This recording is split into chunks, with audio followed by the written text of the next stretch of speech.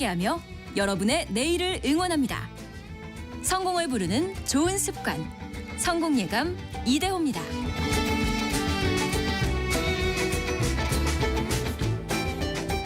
성공예감 이대호입니다. 2부 해문을 열겠습니다. 11월 22일 금요일 1122. 기억하기 좋은 날이네요. 벌써 금요일입니다. 혹시나 재택근무하면서 라디오 듣고 계시는 분들 계실까요? 네, 오늘 경제상식 퀴즈의 정답이 재택근무였는데요. 장단점이 있죠. 장단점이 출퇴근 시간을 아낄 수 있다는 장점이 있습니다만 약간 조금 늘어진다라고 표현하시는 분들도 계시더라고요. 최병관님, 재택근무 처음에는 좋았는데 지금은 집순이가 되어가는 중입니다. 이렇게 보내주셨고요. 이정미님은 우리 아들도 코로나 때 재택근무했었는데 제가 삼시세끼 다 챙기느라 힘들었어요. 지금은 출퇴근하네요. 이렇게 보내주셨고요. 5614님, 저는 대학 교수였는데요. 코로나 때 집에서 동영상 강의를 준비해서 온라인으로 띄웠던 생각이 납니다. 앞으로도 대학 교수들 부분적으로 재택근무를 하게 되지 않을까 예상합니다. 이렇게 보내주셨고요. 재택근무하면서 들으시는 분들 계시는군요. 8554님은 직업이 주부인 저는 매일매일이 재택근무죠. 이렇게 보내주셨습니다. 해도 표시가 안 나고 안 하면 표시나는 주부의 일 재택근무 이렇게 보내주셨고요. 홍경미님은 화물 배송하는 신랑이 오늘도 혼자서 라디오를 친구 삼아 운전하고 있을 것 같네요. 주말에는 제가 함께 다니고 있어요. 이렇게 보내주셨고요. 신랑이 성공예감 왕 애청자인데 안전운전하라고 전해주세요. 예. 홍경민님의 바깥분 신랑분 안전운전하십시오. 안전 배송도 하시고요. 고맙습니다. 계속해서 여러분의 실시간 의견 많이 보내주십시오. 짧은 문자 50원, 긴 문자 100원이 드는 샵 9730 KBS 콩 열려 있고요. 추첨을 통해서 계속 선물도 보내드립니다. 오늘 증시는 나쁘지 않네요. 오랜만에 2,500선을 코스피가 회복을 했습니다.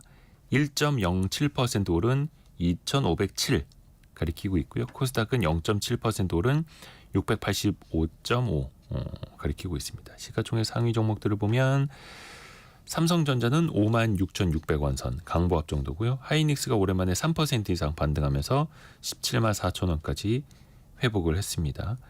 그리고 삼성생명이 2%, LG화학이 2%대 이렇게 오르고 있고요. 코스닥 내에서는 시가총액 상위 종목들 중에서 최근에 알테오젠, 시가총액 1위인 알테오젠 좀 변동성이 많이 커진 상황이고 오늘 5.9% 빠지고 있네요. 에코프로비엠이 3% 정도 반등 보여주고 있고요. 환율도 한번 볼게요. 원달러 환율은 딱 1,400원 가리키고 있습니다. 계속해서 최근에 이제 달러가 강세 이어지고 있더라고요. 달러 인덱스가 다시 107까지 올라섰는데 원화는 또 약세 흐름으로 갈 수밖에 없는 그런 최근의 상황이기도 합니다. 미국 대선 이후에 트럼프 당선 직후에 우리 금융시장이 정말 많이 흔들렸습니다만 대부분이 떨어졌었고 근데 그 중에서 나홀로 강세를 보였던 게 있습니다. 바로 조선주인데요. 조선산업. 트럼프 당선인이 윤석열 대통령과의 통화에서 그런 얘기를 했다고 하죠. 한국의 조선산업 도움이 필요하다. 왜 그런 얘기를 했을까? 실질적으로 우리는 어떤 수혜를 볼 수 있을까요? 또 조선주 투자의 기회일지 같이 한번 살펴보시죠. 신영증권 리서치센터 엄경아 연구위원과 함께합니다. 안녕하세요. 안녕하세요. 지난번에 이어서 또 한번 도움 말씀을 좀 구하고자 합니다. 지난번에 나오셨을 때도 조선주 흐름이 좋았고 네네. 이번에는 왠지 이제 방산의 흐름까지 같이 타고 있고 그렇죠? 맞습니다. 앞에서 잠깐 말씀드린 것처럼 윤 대통령과 트럼프 당선인의 통화에서 특히 조선산업이 부각이 됐습니다. 어떤 이유로 트럼프 당선인이 한국에 도움이 필요하다라고 한 걸까요? 트럼프 당선인이 요청을 한 부분은 네. 조선 안에서도 방산 부분에 대한 좀 보충이 필요하다라고 생각을 해서 네. 우리나라에게 요청을 한 것이고요. 이렇게 된 배경은 미국이 그냥 민간 상선을 만드는 조선업이 거의 이제 존재감이 없다시피 되게 되면서 이거를 베이스로 저희가 방산에 대한 부분도 계속 투자가 이루어져야 되는데 아예 기반이 없게 되니까 군함 쪽도 점진적으로 이제 그 기술력이 굉장히 많이 내려오게 되고 저희가 생산할 수 있는 능력이 굉장히 많이 떨어진 상황이거든요. 그래서 미국이 이렇게 급해진 데는 사실 중국이 그런 방산 쪽에 속도가 굉장히 빨라지면서 그거에 저희도 눈높이를 맞춰야 되는 상황이 되었는데 이제 그러한 부분을 양적으로 채워줄 수 있는 국가가 어디일까라고 했을 때 한국이 이제 첫 번째로 손에 꼽히게 되는 상황이 되다 보니 아마 이러한 멘트가 제일 먼저 나오지 않았을까라고 생각하고 있습니다. 근데 미국 내에서도 조선소는 있지만 네. 사실상 뭐 상선이나 일반 배를 계속 만들고 있다가 군함도 만들어야 되는데 뭐 군함을 매일 만들 수는 없는 거니까. 네네. 근데 그런 기반이 약해지다 보니까 군함을 만들 수 있는 힘도 빠졌던 거예요. 네, 맞습니다. 그럼 현재 미국 내에는 그러면 거의 조선소가 유명무실하다고 봐야 되나요? 몇 군데 있긴 하잖아요.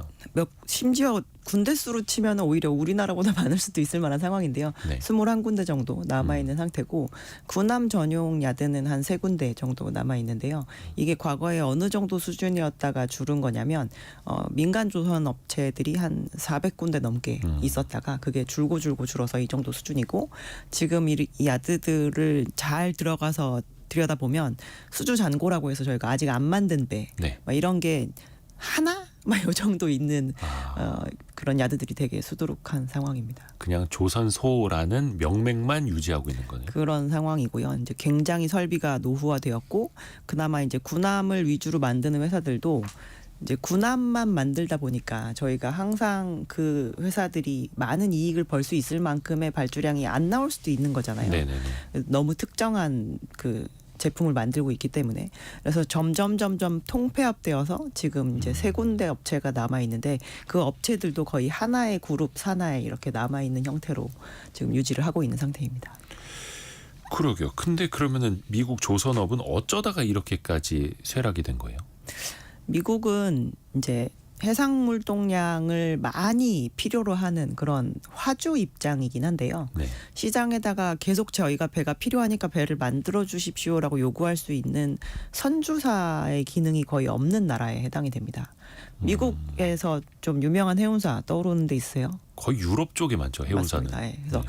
그나마 90년대까지만 해도 네. 미국 해운사라고 하는 데가 한 2군데 정도는 유명한 데가 있었거든요. 네. 저희가 시랜드라고 하는 회사도 있었고 APL이라고 하는 회사도 있었는데 이 시랜드가 과거에 지금 현재 기준으로 컨테이너 선사 2등인 머스크의 옛날 사명을 찾아보면 머스크 시랜드라고 유지가 되었던 시절이 있어요. 머스크가 시랜드를 사들인 겁니다. 네. 그래서 덴마크가 이제 미국 해운사를 하나 큰 걸 사게 되고 이 APL이라고 하는 회사는 싱가포르에 있는 NOL이라고 하는 회사한테 인수가 되었다가 그 회사가 또 나중에 프랑스에 있는 CMA CGM으로 인수가 되면서 90년대에 그나마 미국에서 조금 명맥을 유지하던 해운사가 다 이제 유럽계 자본으로 결국에 넘어가게 되었거든요. 그래서 시장이 이제 발전을 하려면 항상 저희가 요구되는 신제품에 대한 요구사항이 이렇게 있어야 되는데 미국은 이제 그런 거를 요구해 줄 만한 주체가 없게 되었고 그리고 법으로 계속 감싸면서 미국에서 필요한 건 미국에서 만들어라 라고 했는데 미국에서 필요하지가 않은 게 배가 돼버린 상태인 거잖아요. 아하. 그러다 보니 이제 사업 사이즈가 점진적으로 줄어드는 그런 상황이 되었다라고 보시면 될 것 같습니다. 그러니까 선주도 없고 그래서 조선 산업도 약해질 수밖에 없고. 쇠락할 수밖에 없는 상황이죠. 근데 이제 미국에서 필요한 배는 미국에서만 만들도록 네네. 한 법이 그 존스법이라고 있었는데 근데 아예 미국에서 물론 이제 왔다 갔다 하는 배들은 있겠지만 아예 미국에서 발주해서 미국에서 만들 배는 필요도 없었던 이렇게 흐름이 가버린 거예요. 원양 상선은 필요가 없게 돼버린 상황이 되었고요. 존스법과 연안법이라고 해서 2가지가 있는데 네. 연안법은 이제 미국의 그 국내에서 돌아다니는 작은 가까운. 배들 그런 것들이 이제 미국 내에서 만들어라라고 네. 하는 법으로 아직도 묶어놓은 부분이 있거든요. 그래서 미국 조선소들이 만드는 배들을 보면 네. 바다 위에 돌아다니는 트럭 같다라는 생각이 드는 굉장히 작은 작업선들 이런 거 정도만 지금 이제 조금 유지를 하고 있는 그 상황입니다. 정도만 실질적으로 미국에서 만들고 있는. 네네. 근데 저는 조금 놀랐던 게 이게 숫자가 맞는지 모르겠는데 미국에 군함이 몇 척이나 있을까? 290여 척이라 하더라고요. 300척이 안 된다 이게 맞습니까? 그게 이제 중형 사이즈 뭐 구축함이나 지원선을 안 합쳤을 때는 그렇게 200여 척 정도 수준이고요. 네. 그것까지 다 합친다라고 하면 300척 이상의 대수가 있습니다. 근데 이제 미국이라는 나라치고 군함이 300척 안팎이면 왠지 저는 조금 적다는 생각이 들거든요. 근데 그 안에서 그럼에도 불구하고 심지어 이 척수상으로는 이미 중국한테 뒤진 상황이거든요. 예. 저희가 잠수함도 중국이 더 많고 뭐 전체 척수를 합쳤을 때 척수는 지금 중국이 더 많은 상황인데 이 해군력은 항공모함을 얼마나 가지고 있느냐에 따라서 굉장히 크게 갈립니다. 특히 항공모함 네. 하나가 그렇죠. 사이즈가 다르니까. 항공모함의 그 전 세계 척수가 22척이거든요. 네. 그중에 절반 11척을 미국이 가지고 있습니다. 나머지 국가들은 뭐 한두 개씩 정도만 보유를 하고 있어서 그 부분에서 굉장히 차이가 나는 거고 이 항공모함 하나의 승조원이 거의 한 6천 명 정도 되는 수준이거든요. 그래서 그 안에서 운영하는 이 해군 쪽에 있는 비행하는 네, 네. 그 공군 네. 그쪽에 또 공군력까지 하면 거의 뭐 어마어마하죠. 어마어마한 웬만한 한 개 군사력까지. 나라의 군사력 정도를 네, 또 맞습니다. 항공모함 하나가 보여줄 수도 있고 그래서 이제 단순하게 숫자로만은 또 비교를 할 수는 없는. 네네. 그럼 그 미국에서 그 항공모함 자체는 이거는 당연히 미국에서 만들었을 테고요. 지금 현재 뉴포트 뉴스 쉽빌딩이라고 해서 네. 이제 항공모함 중에서도 핵항모를 만드는 음. 회사가 전문적으로 있는 상태이고요. 거기는 아직 있는 거고요. 거기는 있습니다. 네. 근데 앞에서도 이제 중국이 엄청나게 떠오르고 있다라고 말씀을 해주셨는데 중국 자체는 상선을 만드는 뭐 조선이라든지 굉장히 활발하잖아요. 네, 맞습니다. 당연히 그래서 거기에서도 군함도 활발하게 만들 테고요. 어느 정도까지 지금 치고 올라와 있는 거예요? 이 중국이 2012년에 해양 강국 건설 계획이라는 거를 발표를 합니다. 예. 그러면서 그때 이제 민영화 조선소 같은 경우는 2대 국영기업 아래 화이트리스트를 작성을 해서 거기에 이제 들어가는 회사는 적극 지원을 해서 살려놓고 아닌 회사들은 사실 그 사이에 굉장히 폐업을 많이 하면서 이제 통폐합 과정을 진행을 했었거든요. 네. 그렇게 되면서 지금 중국이 한 전 세계 배의 50% 이상은 만들고 있는 상태다라고 보시면 될 것 같은데 1년에 배가 한 1,500에서 1,800척 정도 만들어지고 있는 상황이거든요. 중국에서만요? 전 세계죠. 전 세계에서. 그 중에서 이제 절반 가량을 톤수 기준으로 절반 가량을 거의 다 중국이 만든다라고 보시면 될 것 같고 그와 동시에 이제 해군력을 조금 강화하겠다는 계획이 그때 발표했던 그 계획에서 좀 키포인트 중에 하나였었습니다. 그래서 2015년 이후 중국에서 런칭이 된 신규 군함, 전함 이런 거의 대수를 보면 굉장히 빠르게 치고 올라온 상황이거든요. 그래서 2020년을 전후로 해서 미국과 중국의 그 군함 대수가 역전이 되었는데 이제 그때 이후로 많이 생산을 했기 때문이고 미국은 이제 막상 돌아보면 1990년대에는 새로 런칭되는 배들의 대수가 좀 많았었는데 요즘에는 점진적으로 좀 줄어서 그 부분이 빨리 진행이 되지 않고 있다 보니까 이제 거기에서 이제 미국이 어느 정도 위협을 좀 느끼고 있는 상황이다라고 보시면 될 것 같아요. 그 2차 대전 당시만 하더라도 미국에서도 엄청나게 빠르게 배를 만들어냈던 걸로 되게 유명했었는데 네. 지금의 중국 상황이 당시의 미국 정도로 이제 의미하는 걸까요? 그러면? 그런 정도로 이제 찍어내다시피 예, 한다라고 저희가 표현을 하는데 뭐 그렇게 바뀌었다고 볼 수도 있을 만한 상황이죠. 역시 강점은 싸게 만들 수 있다라는 데 방점이 찍힐까요? 저희가 싸게 만들 수 있었으니까 외부 고객이 요청하는 요청을 들을 기회가 많았을 거잖아요. 이런 매크로 제조업은 사실 많이 해보는 거를 이기기가 굉장히 어렵거든요. 그래서 일반적인 상선이랑 군함이 아무리 기술력이 다르고 이제 인원도 분리되어서 배출이 되어 있다라고 하지만 저희가 어쨌든 외부에서 들어오는 고객들의 그 만족도를 위해서 끊임없이 이쪽도 R&D를 진행을 했을 거기 때문에 이제 그렇게 많은 수의 그 민간 상선을 건조해 봤다라고 하는 그 경험이 사실 군함에도 저희는 도움이 됐을 거라고 생각을 합니다. 근데 이제 누가 봐도 중국의 해군력도 올라오고 있고 조선 산업도 올라오고 있는데 미국이 그러니까 패권 전쟁 중에서 뭐든지 중국의 첨단 기술력이 올라오면 제재하잖아요. 반도체도 그렇고 AI도 그렇고 예전에도 잠깐 그런 얘기가 나왔었는데 중국의 조선업도 제재할 수 있다. 현실적으로는 어떻습니까? 그런 움직임이 좀 구체적으로 있나요?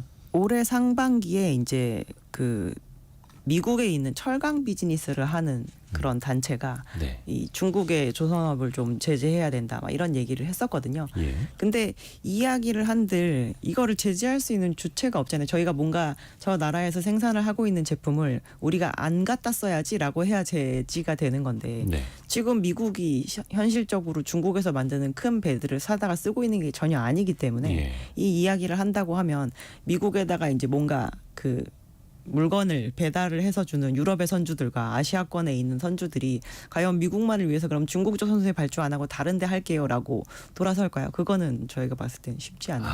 실질적으로 이 배를 사다 쓰는 데가 유럽에 있거나 아시아에 네. 있기 때문에 네네. 미국 기업이 아니기 때문에 그러네요. 그러니까 뭐 예를 들어서 스마트폰도 그렇고 뭐 통신 장비 당연히 그렇고 어떤 뭐 반도체 칩도 그렇고 이제 뭐 백도어 이슈 같은 거. 저 뒷구멍으로 자꾸 중국이 데이터를 빼갈 수 있다 이렇게 하면서 이제 견제를 하는 건데 네. 그렇다고 해서 중국이 만든 유럽의 배가 미국에 접안을 했을 때 어떤 문제가 생길 수 있다 또 이렇게 하기도 좀 애매모호한 게 있는 거고요. 쉽지 않죠. 그래서 그 요런 선박과 관련된 산업에서 처음으로 제지가 들어올 때 나왔던 얘기 중에 하나는 중국이 전 세계 항만에 들어가는 크레인을 굉장히 많이 만들거든요. 네. 그래서 절대적인 점유율을 가지고 있는 업체가 있는데 그 크레인을 통해서 만약에 거기 뭔가 센서가 심어져 있거나 이렇게 되면 네. 전 세계 무역량이 다 뭔가 이렇게 데이터가 가지 않겠느냐라는 그런 얘기가 돌면서 보안 이슈가 좀 부각이 되었던 적이 있습니다. 근데 이미 많이 전 세계적으로 다 깔려 있어서. 깔려 있다 보니까 이 부분을 이제 또 빼내기는 어렵겠지만 이렇게 앞으로 새로 만약에 뭐 항만을 조성한다거나 이렇게 되면 중국 거를 좀 안 사려는 노력을 하긴 하겠지만 어쨌든 지금까지 저희가 굉장히 많은 중국의 인프라가 전 세계 항만에 깔려 있는 거는 팩트입니다. 이게 사실 우리나라 입장에서 봤을 때는 이제 뭐 톤수 기준으로도 중국이 압도적인 세계 1등이기 때문에 중국의 조선업이 미국의 제재를 받으면 우리한테 또 반사수혜가 올 수 있다 이런 기대를 일각에서는 하고 있는데 했었는데. 네. 근데 약간 그거는 좀 너무 앞서 나간 기대일 수도 있겠네요. 그래서 저희 왜 뭔가 미중이 이렇게 서로 제재를 함으로 인해서 생기는 산업 이슈가 시장에서 조금 부각이 될 때 네. 조선업만 따로 움직이잖아요. 그 이유 중에 하나가 영향력을 서로 미칠 수 없는 그런 관계이기 때문인 게 좀 큰 것 같습니다. 우리나라가 이제 만드는 배가 굉장히 다양하기도 합니다. 그렇죠? 뭐 특히 이제 뭐 가스 운반선들 많이 있고 컨테이너선도 있고 물론 이제 많이 중국으로 넘어가긴 했습니다만 곡물이나 철광석 같은 원자재 담는 이제 벌크선도 있겠고 이번에 특히 기대를 모으는 분야는 앞에서도 방산, 군함 쪽이라고 하셨잖아요. 일단 수리하는 것부터 시작을 하는 거죠. 네, 맞습니다. 유지, 보수, 수리하는 것. 현재도 이게 시작이 된 거죠. 우리나라의 이 방산 관련 조선 방산을 하고 있는 회사들이 한 5군데 정도 있는데요. 상장사 기준으로 대형 조선 업체들 중에서는 HD 현대중공업 그리고 하나오션이 있고 그냥 중형 사이즈의 군 경정함 같은 거를 만드는 회사는 SK 오션플랜트와 HJ중공업. 과거에는 이 회사의 사명이 한진중공업이었었습니다. 그리고 이제 이런 그 구축함이나 방산, 잠수함 이런 데에 들어가는 엔진을 만드는 회사가 STX 엔진이 있는 네. 상태인데요. 미국에서 수리 개조를 할 수 있는 정비를 할 수 있는 그러한 업체는 이 5군데 업체가 모두 해당이 되는 것이 아니라 네. 뭔가 자격 조건을 취득을 해야 됩니다. 저희가 MSRA라고 해서 마스터십 리페어 어그리먼트라고 하는 그러한 라이센스가 있는데 그거를 우리나라의 대형 조선 업체 2군데 하나오션과 HD 현대중공업이 올해 취득을 한 상태이고요. 그 취득을 한 이후에 실질적인 정비 수주 자체를 지금까지 받은 업체는 하나오션 정도가 있고 아직까지 현대중공업은 수주를 하지는 않았습니다. 그래서 일단은 그 대형 업체 중에서는 미국의 군함을 유지 보수 수리할 수 있는 그 자격이 HD 현대중공업 하나오션에 있는 거고 이제 시작하는 단계라고 보면 네, 되겠네요. 이제 시작해서 이제 막 지금 발걸음을 두 뗀. 건에 대한 수주가 지금 진행이 됐고요. 그게 지금 거제도 어디에 들어와 있다고? 거제도에 예, 그 있는 하나오션 야드에 네. 입거 수리되고 있는 상태다라고 보시면 될 것 같습니다. 부품을 공급하는 것까지 다 포함이 되는 건가요? 그 안에는? 그 부품 공급 같은 경우도 아마 이제 그 군함에 들어갈 수 있는 부품을 공급할 수 있는 업체가 또 따로 있거든요. 네. 그래서 그게 꼭 그 수리를 진행한다라고 했을 때 이제 반드시 사와야 되는 그 조달처가 있고 거기부터 사와서 저희가 다는 거기 때문에 아직까지 부품 공급을 우리나라 부품으로 다 할 수 있다라고 볼 수가 없습니다. 그것도 어떤 자격 조건이 있는 인증을 받은 곳에서만 네. 또 조달을 해와야 되기 때문에 이게 어디까지 갈 수 있을까가 또 이제 궁금해지는 거죠. 단순히 유지 보수까지만인지 진짜 우리 손으로 미국의 군함을 만들 수 있을 것인지 어떻습니까? 현실성은? 저희는 궁극적으로 미국은 좀 어쨌든 지금 양쪽으로 처지는 부분을 채우기 위한 대체제가 필요한 것이기 때문에 나중에는 신조까지도 나올 수 있지 않을까라고 생각을 하고 있고요. 다만 이제 뭐 핵잠수함을 만드는 그런 기술이 외부로 유출되긴 굉장히 어렵겠죠.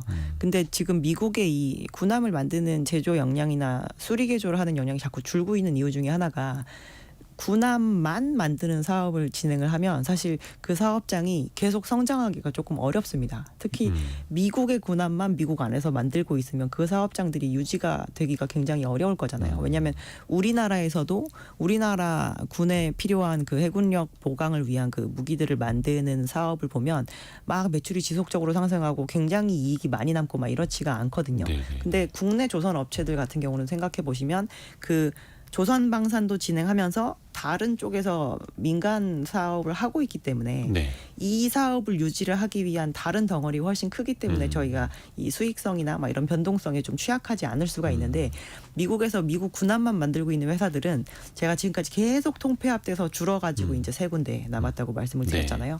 그래서 그 지금 실제로 상장되어 있는 회사도 있어서 저희가 가서 재무제표를 뜯어봤는데 매출이 작년이랑 거의 똑같고 이익률은 그렇게 내수 사업으로 방산 사업을 하면 그냥 중간 한 자릿수 정도 나옵니다. 한 4에서 6%. 국내 업체도 마찬가지거든요. 예. 그래서 이게 뭔가 생각보다 대단히 고용되어 있는 인원도 거의 현대중공업급으로 많은 그런 회사인데 계속 똑같은 정도의 사업을 진행을 하고 있다 보니 이게 점점 역량이 굉장히 떨어지고 있는 상황이고 이 줄고 줄은 그 업체들의 과거 이제 굉장히 몇십 년 전의 모습을 보면 고용 인원이 그 자체적으로 줄어서 지금 한 절반 정도가 되어 있다거나 막 이런 시기입니다. 그래서 빨리 못 만들어내고 있는 상태이기 때문에 그거를 채우기 위해서 결국에는 외부 입찰까지 나가지 않겠느냐라고 전 개인적으로 생각을 하고요.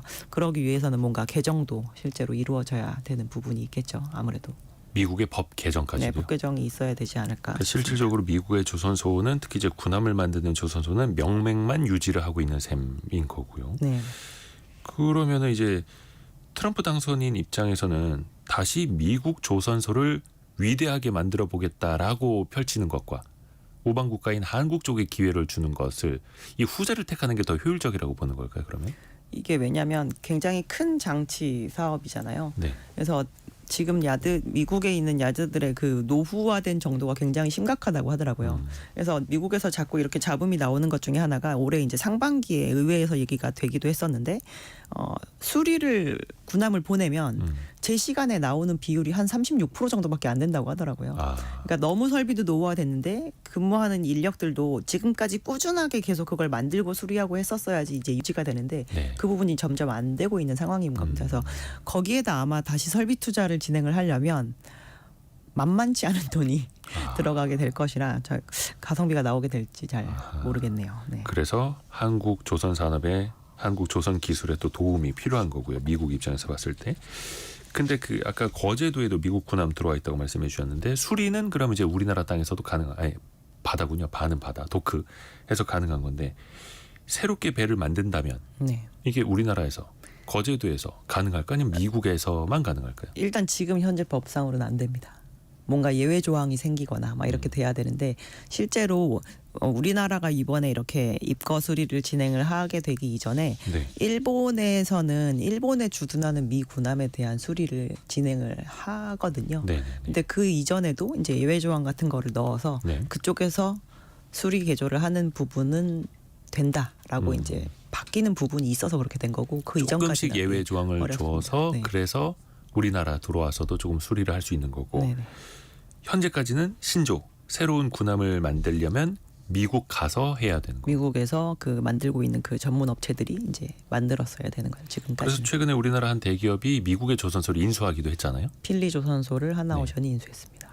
그것도 어떻게 보면 되게 상징적인 사건인 건데 미국 진출을 위한 확실한 발판이 되겠죠. 그러면. 그 로컬 컨텐츠라고 해서 저희가 이제 현지에서 꼭 만들어 주세요라고 하는 그거를 맞추기 위해서 저희가 보통 진행하는 네. 그러한 부분인데 이제 그걸 어떻게 잘 이어갈 수 있을지 그리고 수주에 성공을 해서 그 사업장의 그 활발함을 좀 끌어올릴 수 있을지는 조금 지켜봐야 될 것 같습니다.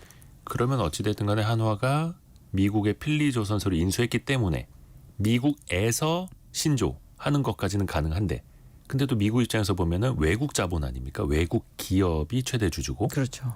그러면 이럴 땐 어떻게 해야 되는 거예요? 만들 수 있는 거예요? 새로운 군함을? 근데 뭐 예를 들어서 미국에 이제 뭐 다른 해외에 있는 업체들 중에서 그런 식으로 가지고 있는 뭐 호주의 군함 관련 업체 뭐 이런 네. 데들은 미국에 실제로 납품을 진행을 하고 있는 것으로 저희가 알고 있습니다. 그렇죠. 그래서 호주 기업이 소유한 조선소에서 미국 군함도 만들고 있다고 하고 네. 그래서 우리가 불가능한 거는 아니고요. 아니다. 그러면 또 이제 뭐 기술력이라든지 뭐 이런 거를 또 우리가 조금 더 보충을 할 필요는 있겠네요. 안 해본 것들이 있으니까. 만약에 안 해본 것이 돌아온다면 그렇게 될 것이고 이제 특히나 이렇게 방산 관련된 거를 수주할 때는 저희가 어느 정도의 뭐 기술 이전이나 이런 걸 이제 조건으로 많이 걸기 때문에 그걸로 인해서 우리나라가 지금 보유하고 있지 않는 기술도 조금씩 더 할수 있고. 늘려갈 수 있는 부분도 있을 수 있죠. 그러면 일반 상선이나 뭐 컨테이너선, 가스운반선 같은 거 만드는 과정이랑 또 군함은 또 특수성이 있잖아요. 네네. 그 과정도 더 혹시 복잡하거나 시간이 더 오래 걸리고. 일단 시간이 굉장히 오래 걸리는 편입니다. 저희가 실제로 그 설비의 사이즈는 엄청나게 크게 차이가 나거든요. 저희 초대형 유조선 이런 거는 축구장 3배 크기예요. 근데 가서 이렇게 저희가 잠수함 같은 거 실제로 보면 굉장히 작거든요. 그래서 저희가 사업장 자체에 그런 거대함은 필요가 없지만 일부 국내 사업장 같은 경우도 잠수함이나 군함을 만드는 영역이 있으면 그 영역에서 종사하시는 분들은 그것만 하셔야 됩니다. 딴 배를 못 만들어요? 갑자기 다른 뭐 상선 쪽에 너무 인력이 부족해라고 한다고 이분들이 이쪽에 가서 일을 좀 하다가 오고 이럴 수는 없거든요. 아니 잠수함 용접하다가 옆에 컨테이너선 용접하고 오면 안 되는 거예요? 안 됩니다. 예. 그래서 이분들은 심지어 그 내부적으로 파업도 금지예요. 그래서 그 사업장을 저희가 계속 유지를 하고 뭔가 미국에서도 그러한 수주를 받아서 이 작업을 계속 한다라는 마음을 먹었을 때 일단 앞으로 계속 지속 가능한 만한 수준의 사이즈인가에 대한 생각도 먼저 해봐야 되고요.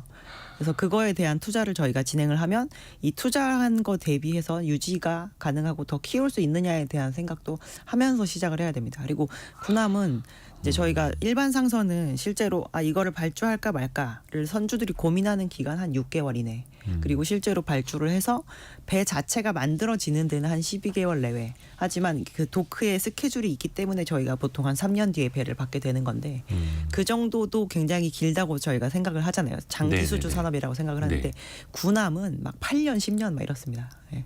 한 대, 한 척 그러니까 건조하는데요? 그 프로젝트가 종료가 되기까지 보통 그리고 아주 많이 발주하지 않죠. 막 한두 개씩. 예. 그리고 이게 성공적인 사업이었으면 그럼 이거에 대한 2차 사업을 진행해 볼까 또 나중에. 그래서 굉장히 오래 걸리거든요. 항공모함 같은 거는 만들어져 가지고 나오는데 되기까지 처음에 발주해서 끝날 때까지 막 10년도 걸리고 막 이렇습니다. 그래서 저희가 그렇게 장기 프로젝트인데 장기 프로젝트에 대한 갑작스럽게 많은 투자를 한꺼번에 진행을 한다는 건 굉장히 리스크가 있을 수 있어서 이런 부분을 잘 따져가면서 해봐야 되는 거죠. 약간 우리 뭐 국력이라든지 애국심 차원에서는 와 우리나라가 미국의 군함도 새로 만들 수 있대라고 이제 감격하는 것과는 현실적으로 이제 그 특수성, 수익성이 이어질 수 있을 것인지 따져볼 게 많네요. 계산기 두드려볼 것도 많고 무조건 미군의 군함을 신조하는 게 다 좋다라는 거는 아직은 알 수 없는 거고. 알 수 없는 영역입니다. 기술력 측면으로 봤을 때는 어떻습니까? 예전에 뭐 대우조선해양도 국내에서 이제 잠수함 같은 것도 국내 기술로 다 만들 수 있는 수준까지 올라왔잖아요. 네네. 군함을 만드는 기술력 수준은 일단 평가하자면 어느 정도로 볼 수 있을까요? 일단 우리나라의 해군력 자체가 글로벌 랭킹 5위의 랭킹이 되어 있고요. 거기에 들어가는 모든 무기를 이제 국내에서 만들고 있는 상황이기 때문에 사실 해군력의 레벨만 봐도 국내 군함 수준이 굉장히 높구나라고 생각해 볼 수 있고 해외에서 저희 진행하는 이렇게 뭐 합동 작전 막 이런 것들을 할 때 국내 군함이 이제 거기에서 굉장히 순위가 올라가 있거나 이런 경우도 있어서 저희가 봤을 땐 기술력 자체는 굉장히 높다라고 보고 있고요. 어쨌든 저희가 이제 한국 전쟁이 끝나고 나서는 우리나라도 그 해외에서 퇴역한 군함 갖다가 사용하면서 요거를 조금씩 국산화를 시키는 방식으로 해서 지금 레벨까지 올라온 거거든요. 그래서 한국의 이 방산 관련 조선 부문의 강점은 일단 쉬지 않고 지금까지 계속 몇십 년 동안 배를 만들어 왔다라는 것인데 이제 이 사업을 꾸준하게 유지를 하기 위한 든든한 뒷배가 되는 민간 관련 조선업도 계속적으로 유지가 되었었기 때문에 저희가 일단 양적인 부분이 굉장히 확보가 잘 돼 있다. 그리고 인력이 끊임없이 그 영역에서 일을 해왔다라는 부분. 그리고 전문 사업장의 사이즈가 꽤 되는 수준으로 계속 유지가 돼 왔다라고 하는 게 일단 좀 중요한 겁니다. 그래서 조선소는 계속 쉬지 않고 돌아가고 있어야만 하는 것이고, 네, 맞습니다. 그렇죠. 꾸준히 또 일감이 있어야만 또 경쟁력도 유지할 수 있는 그렇죠. 것이고, 그 구축함 같은 경우에도 그 배뿐만이 아니라 거기 들어가는 무기 체계나 감시 체계도 또 국산화가 또 많이 되어 있으니까 네네. 또 그게 경쟁력 같이 높이는 거겠네요. 전체 조선 산업에서 방산으로 따질 수 있는 비중, 군함이 차지하는 건 한 얼마나 될까요?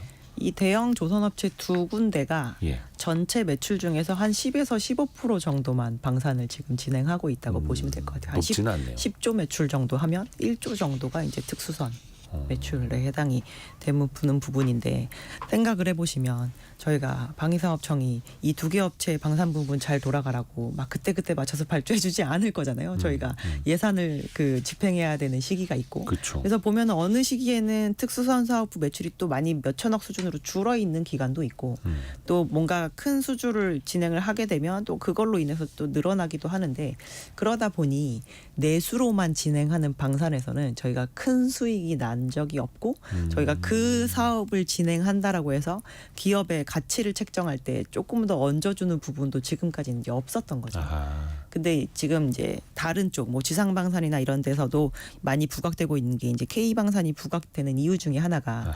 이게 수출로 연결이 되면 그렇죠. 어쨌든 뭐 어떠한 제품이 되었건 저희가 양산 체제로 들어간다거나 이렇게 되었을 때 네. 지금까지 쏟아부은 그 R&D 비용을 한 번에 그 양산으로 해서 이제 회수를 할 수 있는 기회가 되는 거잖아요. 그래서 외국에다가 팔게 되면 지금까지 저희가 국산화 과정에서 계속 들였던 그 R&D 비용을 해외에 이제 더 비싼 값에 팔게 되면서 그 부분이 수익성이 되는 것인데, 이제 그렇게까지 연결이 되는 게 일단 좀 관건인 거죠.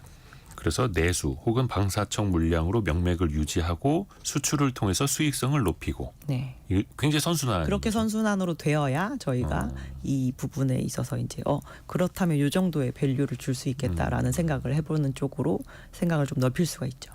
근데 또 그 중에서 또 새로운 활로로 방산 쪽 군함을 이제 신조하는 것까지 조선업체에서 이제 보고 있는 건데, 그러면 이제 우리나라 탑2 조선사들 당연히 이제 군함 쪽, 방산 쪽 비중을 더 늘리려는 쪽으로 가고 있을까요? 그러면 전략적으로? 아직까지는 크게 늘리겠다는 생각을 안 하고 있는 쪽이 HD현대그룹인 것 같고요.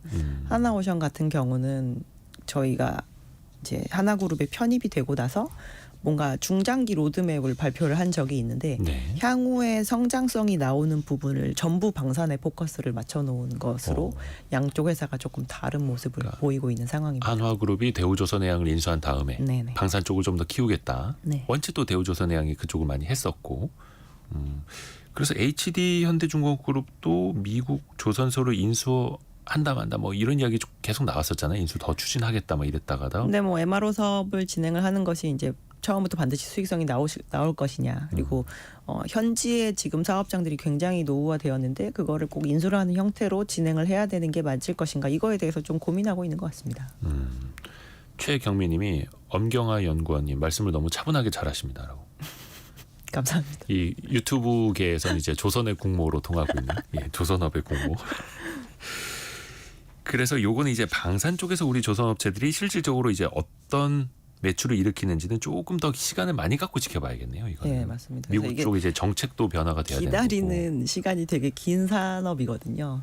그래서 지켜보시면서 중간중간 굉장히 많이 답답하실 수도 있을 거라고 저는 생각합니다. 근데 이제 산업적인 측면에서 오래 걸리는데 이 주가라는 거는 또 막 그냥 확확 튀어버리기도 하잖아요. 네. 특히 이제 미국 대선 직후에 막 조선주가 엄청나게 급등을 했었고, 물론 이제 급등한 만큼 또 빠진 것도 있긴 합니다만, 이거를 그러면 미국 쪽 방산 시장에 진출하는 거를 아직 뭐 애널리스트 분들은 목표 주가를 반영한다라거나 추정 실적에 반영한다라거나, 이거는 그럼 아직까지는 들어있지는 않는 겁니까? 뭔가 수주가 되어야 저희가 추정 실적에 반영을 할 수 있는 부분이기 때문에 좀 그런 것도 있고요. 근데 이렇게 생각해봐야 될 것 같아요. 저희가 꼭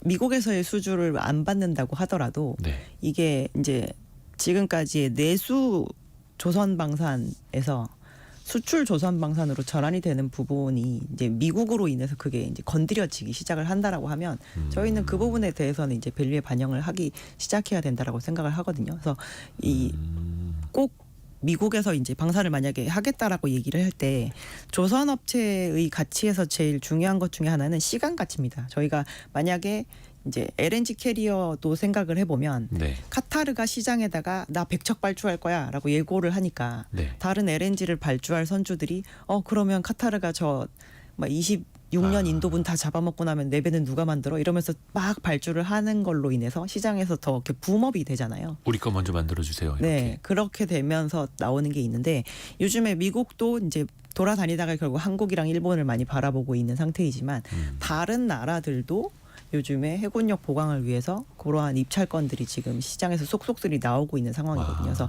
얼마 전에 진행이 된 호주의 그 구축함 입찰이 있었는데 물론 예. 우리나라 두 군데 업체가 숏리스트에 결국 들지는 못했지만 예. 이런 식으로 좀 대규모 프로젝트들이 생각보다 지금 시장에 많이 떠 있는 상황입니다.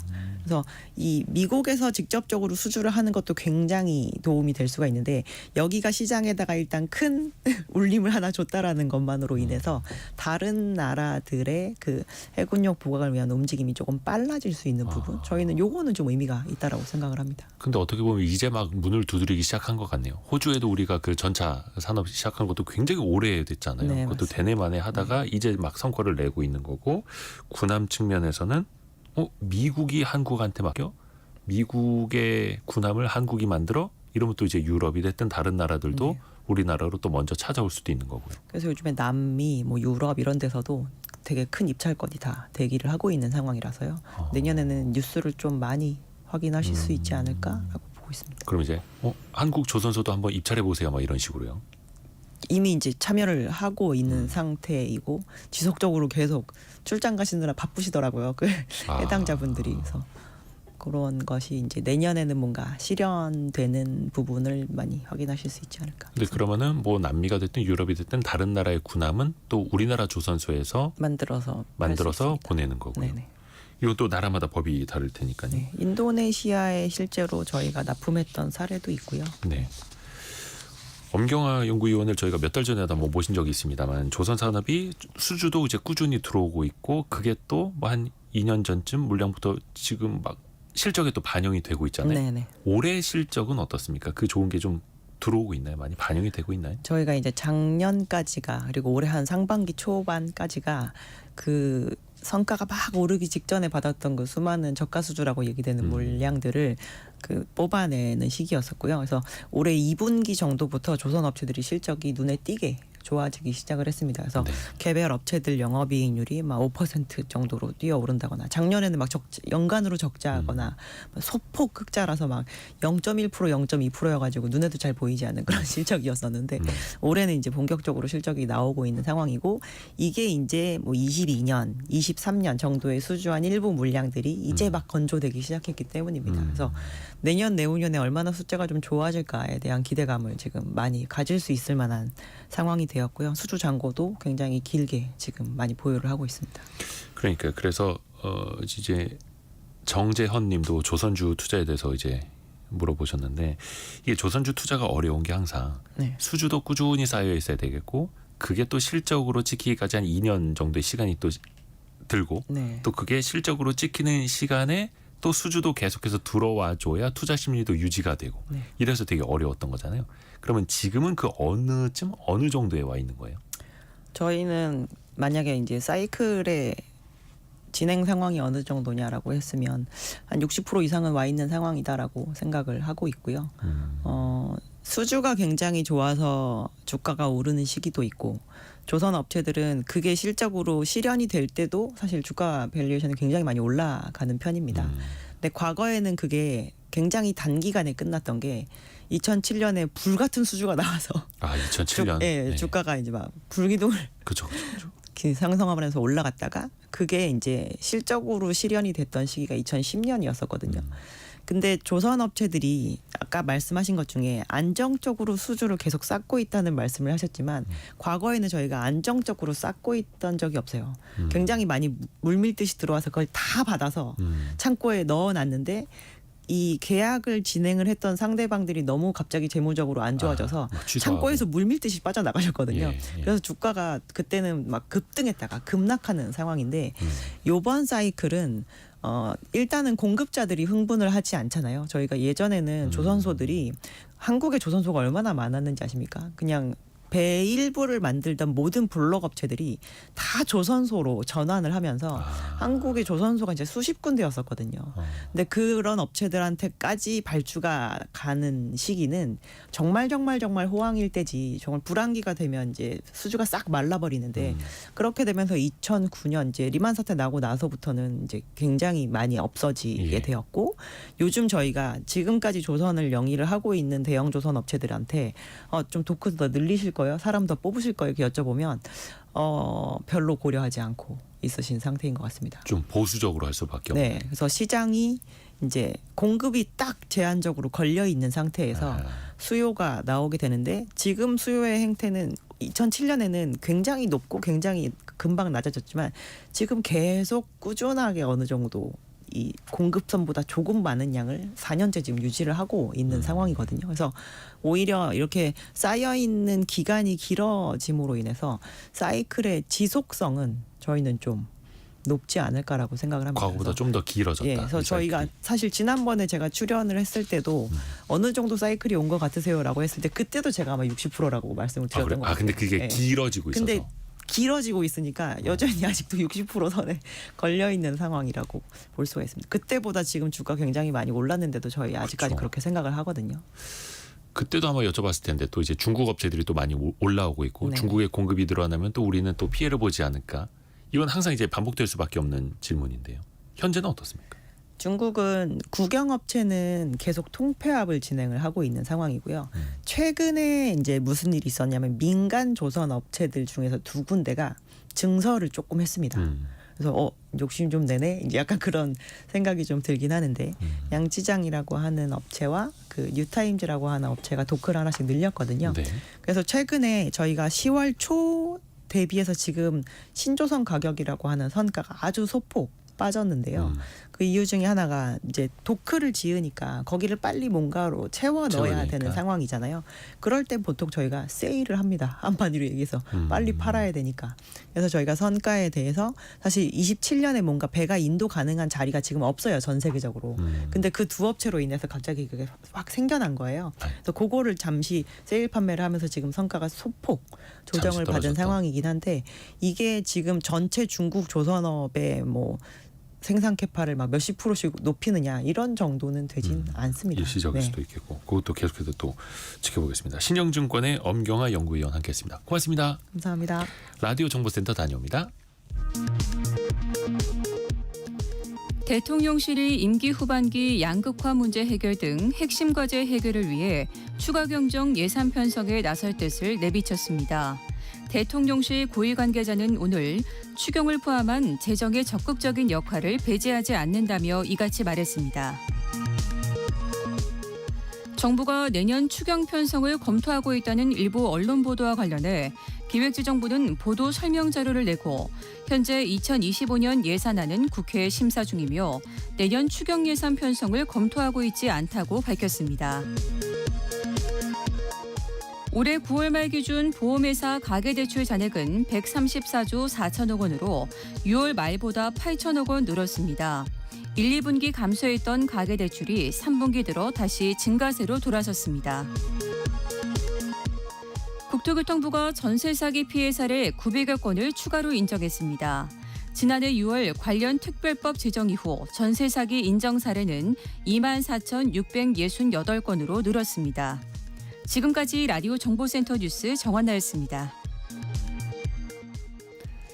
애프터 서비스 시간 곽지현 리포터와 함께합니다. 안녕하세요. 네, 안녕하세요. 청취자분들의 질문 들어보죠. 네, 9241번님. 아파트 잔금 대출 해준다고 하다가 대출 규제 때문에 안 된다고 약속을 안 지키게 되면 그 책임은 은행이 지게 되나요? 라고 보내셨는데요. 과연 어떻게 되는지 설명 들어보죠. 법무법인 신진의 김현중 변호사입니다. 대출이 승인나지 않을 수 있다라는 리스크는 부동산 매수자가 부담을 하면서 계약을 체결한 것이라고 볼 수밖에 없을 것 같아요. 대출 심사를 받을 때 이제 실행이 거절된다라고 하더라도 은행이 그 손해를 부담하기는 어려울 것 같고요. 거의 없겠지만 대출이 무조건 된다라는 식으로 이제 영업을 하는 사람이 있었고, 그로 인해서 이제 부동산 매매 계약을 체결했는데 대출 승인이 되지 않아서 손해가 발생했다 라고 하면은 이론상으로는 은행에 대해서 사용자 책임을 물을 수도 있을 것 같습니다. 하지만 이 부동산 거래 대출 관행상 심사를 하기 전에 대출을 확신할 수 있다라고 볼 수는 없다라는 것이 일종의 사회 통념이라고 볼 수 있어서 사실상 은행이 손해배상 책임을 질 가능성도 높지는 않고 책임을 진다라고 하더라도 그 손해 인정액은 상당히 좀 작아질 것 같습니다. 다음 질문은요. 네, 청취자 강인규님, 스타트업 투자를 받았는데 만약에 실패하게 되면은 투자 받은 돈은 어떻게 갚아야 될까요? 투자라고 한다라는 거 이제 자본을 넣는다라는 거니까 네. 자본은 다들 아시다시피 원금 보장이 안 되죠. 실패를 했을 경우에는 그냥 그게 다 날리는 게 됩니다. 주식 투자도 마찬가지입니다. 주식이 곧 자본을 세는 단위이기 때문인데요. 그래서 이거는 대출이 아니라 혹은 채권이 아니라 투자라면 자본의 개념은 당연히 원금 손실될 수밖에 없다라는 거고요. 이게 네. 물론 이제 실패를 했을 경우에. 네. 그래서 최근에는 스타트업들도 마찬가지고 벤처기업들도 상환 전환 우선주라는 걸 많이 발행을 합니다. RCPS라고 아마 뉴스에도 많이 나올 텐데요. 기업이 돈이 생겼을 때 상환할 수도 있고 나중에 잘 돼서 이제 상장을 하거나 주가가 올랐을 때는 투자자가 이걸 주식으로 전환을 해서 받을 수도 있고 서로 간에 옵션이 있는 근데 나중에 상환을 할 경우는 이자도 쳐서 받을 수 있는 약간 그런 중간 지대에 있는 상환 전환 우선주라는 것도 있습니다. 네. 하나 더 들어볼까요? 네, 박효진님, 건설업이 잘 되면은 왜 경제도 잘 된다고 할까요? 파급 효과가 크기 때문인데요. 22년 기준으로 건설업의 부가가치가 GDP의 15.5%, 23년 기준으로 취업자 수는 전체 고용의 7.4%를 차지하고요. 취업 유발 개수가 그러니까 생산액 10억 원당 취업자 수가 11.1명으로 반도체 2.1명, 자동차 7.4명보다 훨씬 높습니다. 그리고 뭐 시멘트, 철강, 물류 등등 연관 산업도 많죠. 그래서 건설업이 사실은 잘 되어야 우리나라 성장률도 조금 더 힘을 받을 수가 있는데요. 최근엔 그래도 너무 어렵다라는 그런 뉴스가 또 이어지고 있죠. 네. 곽지연 리포터 함께했습니다. 고맙습니다. 네, 고맙습니다. 내일은 토요일 별책 보러기 찾아가는 날입니다. 브랜딩 과연 나도 유명해질 수 있을까요? 내 집, 내 가게, 이름, 메뉴, 제품이 과연 유명해질 수 있을까요? 어떻게 하면 좋을까요? 페이머스의 저자 김유진 아카데미 대표와 같이 한번 읽어보시죠. 일라디오 유튜브 동시에 만나겠습니다. 성공 예감은 오늘도 여러분을 응원합니다.